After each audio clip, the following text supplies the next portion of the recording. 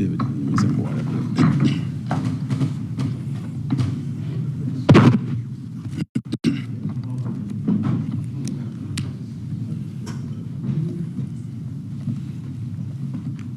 I can't start without the water. Just getting overflow, man. So I don't have the energy.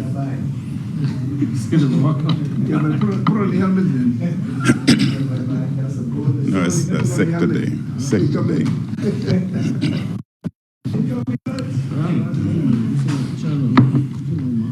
Madam Speaker, as my energy level is somewhat compromised, I would be somewhat brief today. I just want to start off with some housekeeping. Madam Speaker, I note that there were quite a number of students here, summer students, who were employed. I didn't know that the program had started. This is independence.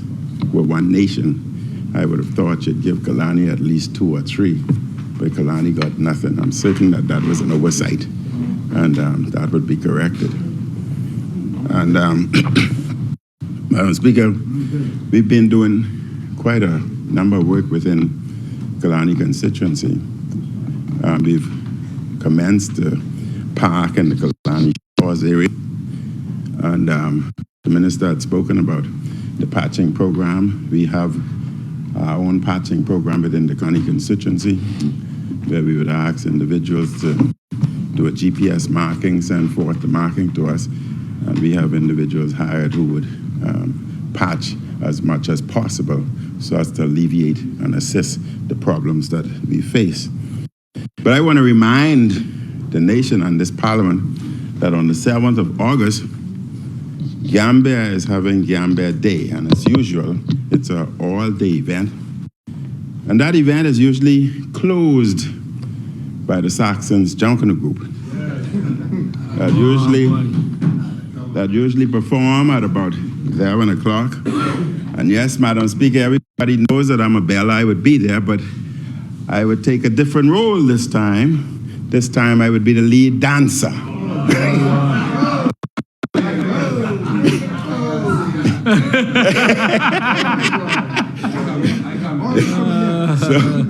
So you are all invited. I and my grandson will be the lead dancers for the Saxons Junkanoo Group closing the 7th of August. Coming down to Gambia. And I want to remind, since our event is coming, the 7th of August, I want to remind the Minister of Environment and Roads and Park that the Gambia Park would need cleaning and the voyages would need cleaning also. And we hope that you can do that for us before the 7th as the bushes are becoming uncontrollable. Madam Speaker, I rise today on behalf of the people of Kalani constituency at a joyous time in our nation's history. On Monday, we celebrated the 50th anniversary of independence. And in 1973, we became a sovereign, independent nation state. But I remind us that the Bahamas is much older than 50 years. Indeed, our parliament was established in 1729, though it was not fully represented at that time until 1967. This is when we attained majority rule, an occasion which is today celebrated by all Bahamians. 1973 was not our birth as a nation. We were a nation long before 1973. 1973 was the launch of the Bahamas as an independent state. It is essential, Madam Speaker, for the sake of history and the education of our people to understand the difference. And the dictionary defines a nation as a large body of people united by common descent, history, culture, or language inhabiting a particular country or territory. Also, according to the dictionary, a nation-state is defined as a sovereign state of which most of the citizens or subjects are united also by factors which define a nation, such as language or common descent. 1973, Madam Speaker, was the achievement of sovereignty, another milestone in our journey as a people on these blessed islands. I want to congratulate all Bahamians here and abroad for this remarkable milestone. And I also want to congratulate the member for Seabreeze, who had worked very hard putting the programs together. And she was available to all who wanted her day and night, almost 24/7. So I want to personally congratulate her for the excellent job. The hard work, sacrifice, sweat, and toil of our people transformed these islands these past 5 decades into a free and fair democracy with the most dynamic tourism economy in the region. Madam Speaker, Bahamians should be proud of what we've accomplished together. There is more access to education and healthcare. More focus was placed on Family Island development. The economy has greatly expanded, providing opportunities to many who were denied it for so long. Free speech and fair elections are part of our culture. A free press thrives. And while we celebrate all we have done, let us also look towards the work we have to do over the next 50 years. We must improve the quality of education we provide. This also includes, Madam Speaker, universal preschool education, which was advanced under the previous F&M administration. Madam Speaker, this is important because we were informed that 60% of our students entering grade 1 are ill-prepared, are not prepared for grade 1. What that means is that that group of ill-prepared students advances to grade 2 ill-prepared, advances to grade 8 ill-prepared, grade 9 ill-prepared, and hence our graduation rate we see today. And that's why it calls for long-term planning, not a microwave solution, Madam Speaker. The revolution in various technology continues, and we must embrace this revolution at the University of the Bahamas and BTVI. And I'll expand on that at some other date, but I'm certain the Minister of Education is well versed with what I'm talking about, as she is usually on top of, as the young people would say. As the young people would say, she's on top of her game. Most major investments are needed to keep improving healthcare, housing, and Social Security. We must continue working to find new industries to diversify our economy. Quality youth intervention programs are needed to help young people choose productive lives rather than ones of crime and violence. The state needs to transfer more the land it holds to ordinary Bahamians in a fair and transparent manner. Madam Speaker, the Bahamian people have a resilient spirit. We are doers. I have confidence in the next generation to meet these challenges just as the majority rule and independence generations tackled what was before them. Those generations built an independent Bahamas that is much better for our people. Our next generation should set making the Bahamas a developed country over the next 50 years. We must, Madam Speaker, keep setting lofty goals. We must keep fighting, not among ourselves, but we must keep fighting to make the lives of all Bahamians better. This includes major interventions to reduce crime, reduce violence, and social decay. Madam Speaker, we are here to debate the Notary's Public Amendment Bill 2023. The bill seeks to amend the Notary's Public Act to establish the duration and validity of licenses issued in accordance with the Act. It also seeks to provide for a grace period of 1 month between the expiry of a license and the time to renew. The third clause of the bill also seeks to insert new sections 6A, 6B, 6C, which provide for the renewal date for applications made before or after the date of expiry of a license.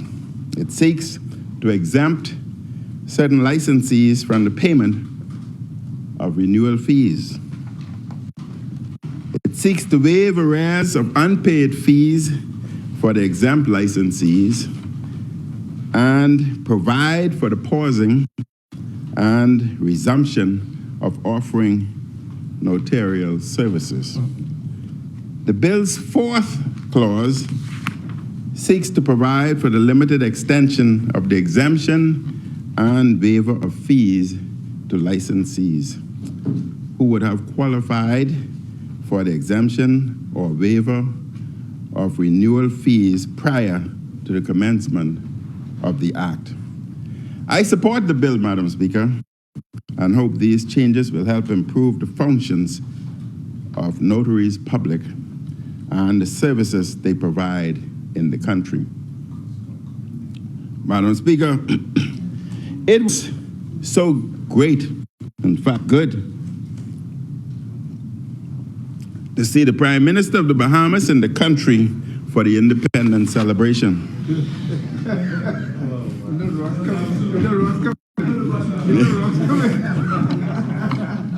He is on tour around the world so often, many wondered how long he would be here for independence. It seems, though, he is not the only Prime Minister in the PLP. Apparently, there's a Prime Minister in Abaco.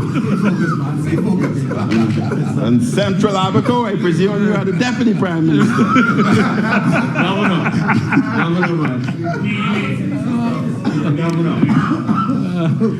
And, Madam Speaker, and the Prime Minister said, that is the Prime Minister of Abaco, we better get used to it. Central Abaco, I say to you, get used to it. The new sheriff in town.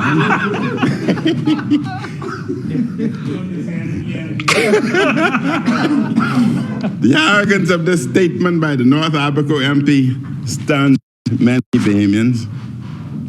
There seems to be little prime ministers all over the PLP.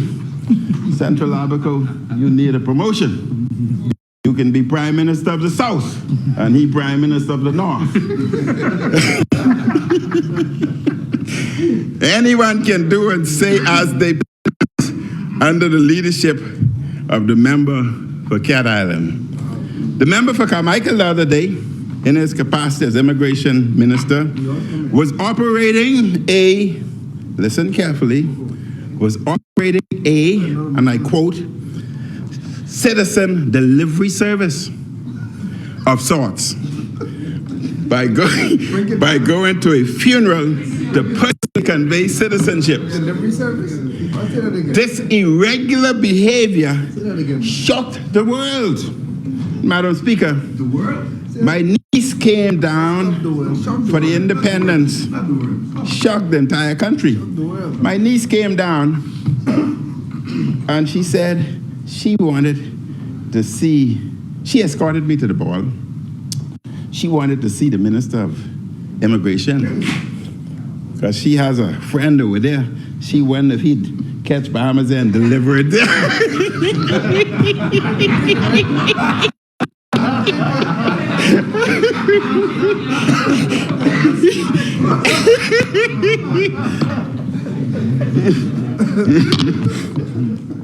I told her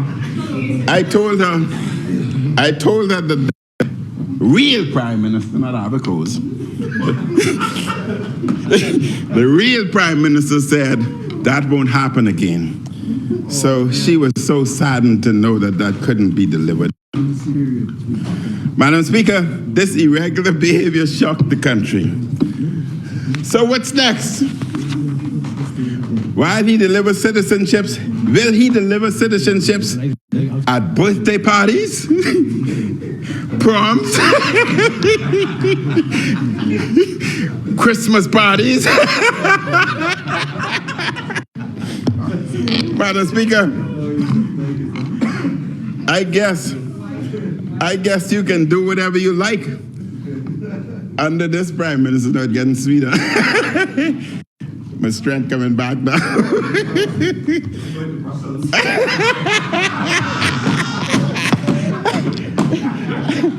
That's fine. That's fine. You could go anywhere. I tell you one thing, the Bahamian people ain't buying your ticket. Madam Speaker, I guess we can do whatever we like under this Prime Minister. We saw this too when there was a public back and forth between the Minister of Works and the Prime Minister over who was to blame for not carrying out the BPL hedge strategy we left in place. But sadly, the collective failure of the minister and his boss led to serious consequences for Bahamians. Electricity bills have skyrocketed.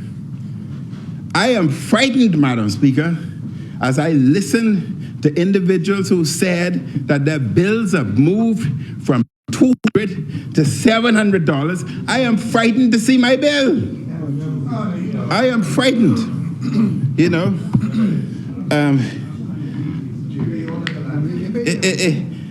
You know, the other day my generator was on. I say, oh, Jesus, I wonder if my bill was paid. I was somewhat frightened.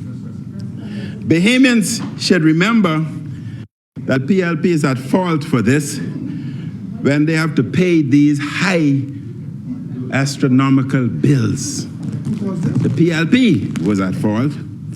We're now hearing that they are load shedding during what's already a very, very hot summer. Madam Speaker, I am so miserable standing here with this heat.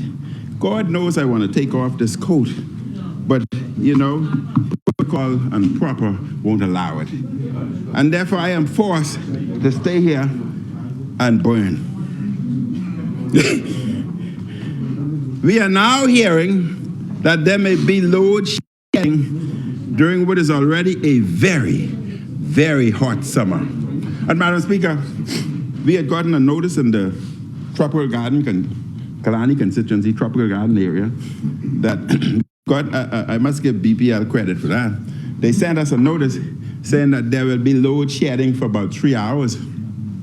So they gave us warning so that we must prepare ourselves for the heat of the day.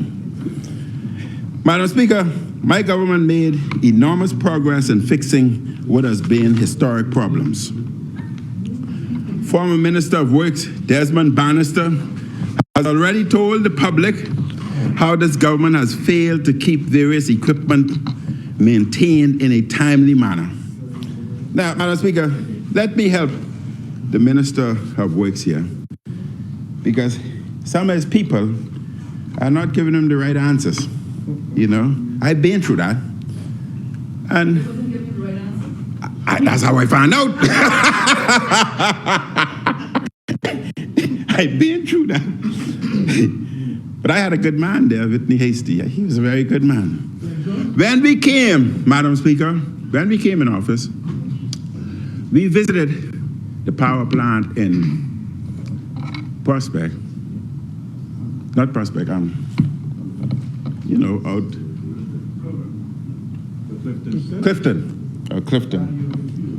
And that's my constituency too. We visited the power plant at Clifton. And Madam Speaker, it was atrocious. It was shocking to walk in the engine rooms. The oil on the floor was about 2 inches thick. And they literally assigned boots to you to walk around. But they were comfortable working in that. 2 inches thick of oil on the floor. If you went there, you would know. It was a disgrace to say that Bahamians, engineers who are pride of their country, their equipments, their facilities, working in such condition, poor condition.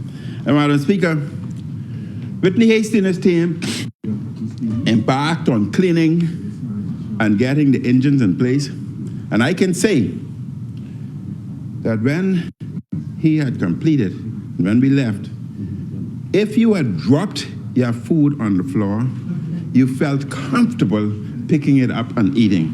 That's how clean it was. That's how we left it.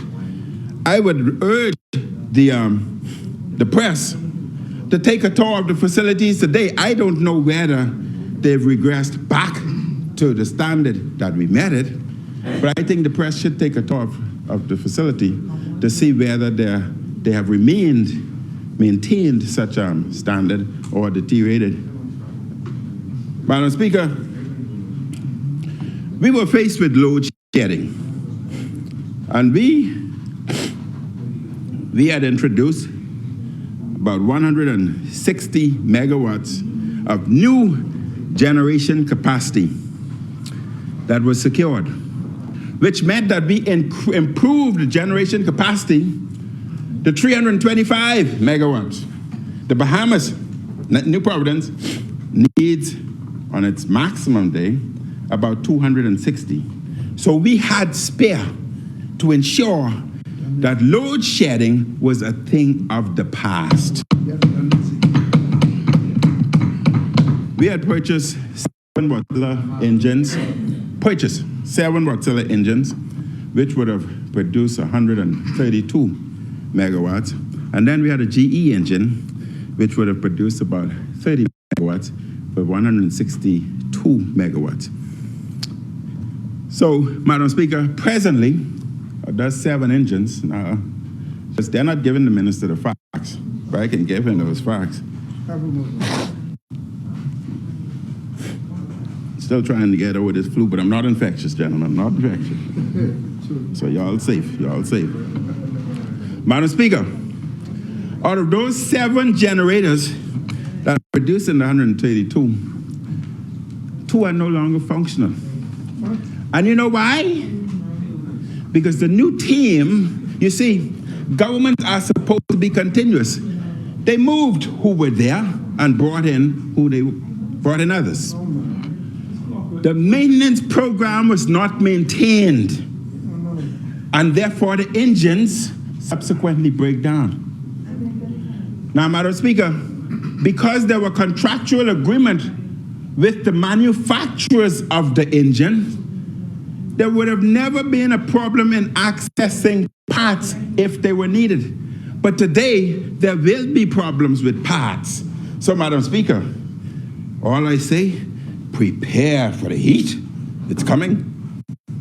The minister said it's coming. In addition, Madam Speaker, so your cost has gone up because of the hedge.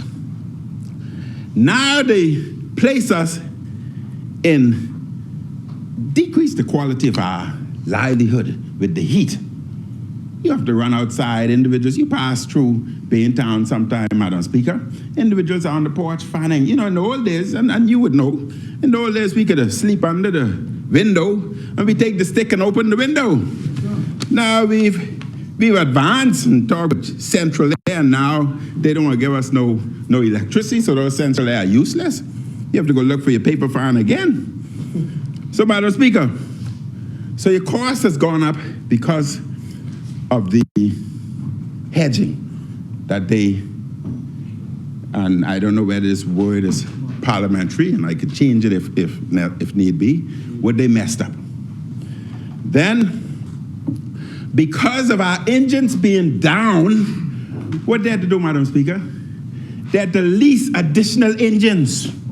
That carries a cost. And who's going to bear that cost? Us. That's additional cost.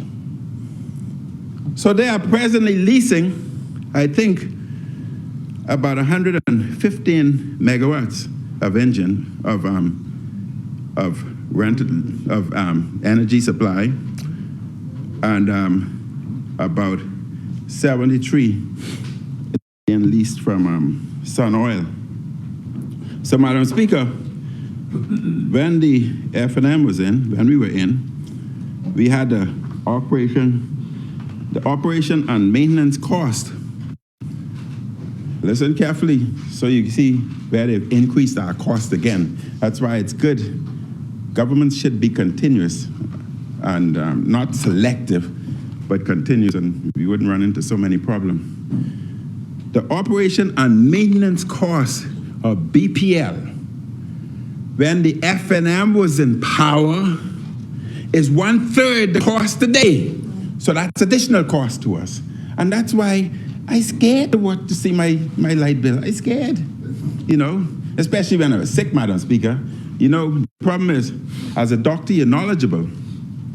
And when you're sick, with the flu, you have fever, the heart rate goes up, you sweat. And if you see that bill, your heart rate goes up further and you die shock heart attack. So that's the quickest way to heart attack. So I told my family, do not, listen, just withdraw the money, pay the bill. But don't let me see it until I get well, please. But, Madam Speaker, these are serious times. Madam Speaker, further evidence of the do or say nothing culture in the Davis administration was on display too. When the Minister of Education, look up, voiced her objection to the Royal Caribbean Paradise Island deal her government supports. She said what she said, and there was no consequences. Now, Madam Speaker, I'm going to be fair and honest today. I like the minister. I like very much, very much. Now, you know, the public don't know, but you know, your husband passed away, but your husband and I were cousins, you know that. So we family. But, Madam Speaker, the member is a nationalist. She is a nationalist.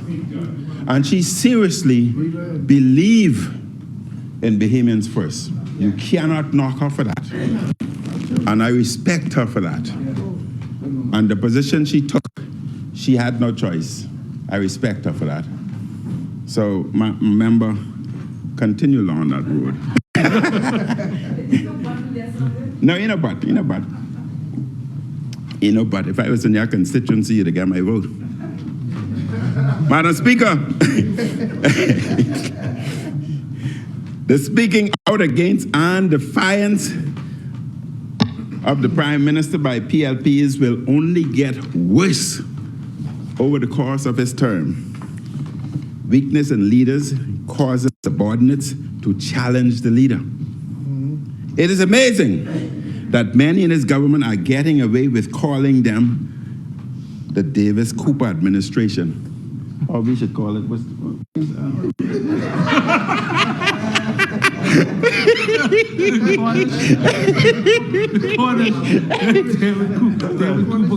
Cornish,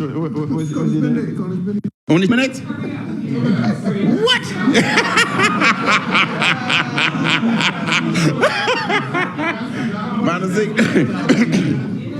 Madam Speaker, because of my illness and slow movement, I ask for an additional 3 minutes. Yes, I agree. Yes. Madam Speaker, there was a remarkable spirit. There was a remarkable spirit of togetherness at Clifford Park at the Independence celebration. It is my hope that we keep this spirit throughout this Independence year and beyond. Only the spirit now, not the spending. Only the spirit, not the spending. And we will be asking soon for the expenditure for the Independence events. And we still await the expenditure for the trip to London, to UK, to visit the King. We are blessed to live on these islands, surrounded by such spectacular natural beauty. Let us be good stewards of the gift that God has given us. Let us be good stewards, Madam Speaker, of the resources of the state. And let us be good stewards of our future. And as I have said in the past, may I invoke the God of new beginnings as we continue our national journey. May God bless all of us, Madam Speaker. 1 minute. And may God continue to bless the Commonwealth of the Bahamas. Boy, I saw those, West End, I saw those jackets y'all wanted to put us in. Those yellow jackets, now, you know that was criminal. You couldn't put us in that. That was wrong. That was wrong. I once again, Madam Speaker, wish you and all members of Parliament a happy independence. Prime Minister of Abaco and Deputy Prime Minister, happy independence.